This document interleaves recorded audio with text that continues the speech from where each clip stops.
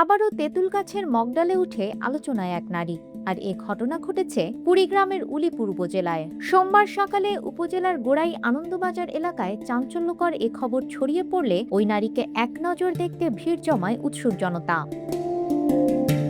এক ব্যক্তি পুকুরে গোসল করতে গিয়ে পাশের তেঁতুল গাছের মগডালে ওই নারীকে বসে থাকতে দেখেন। পরে বিষয়টি এলাকায় ছড়িয়ে পড়লে শত শত মানুষ সেখানে ভিড় করেন। প্রায় ৩ ঘন্টা ধরে গাছের উঁচু ডালে অবস্থান করেন তিনি।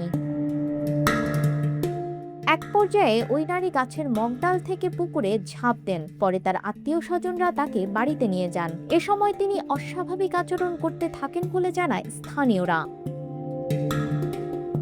ওই নারীর নাম সাজেদা বেগম। পরিবারের সদস্য ও স্থানীয়দের দাবি তার উপর জিনের প্রভাব রয়েছে। এ কারণেই মাঝে মধ্যে তিনি এমন আচরণ করেন।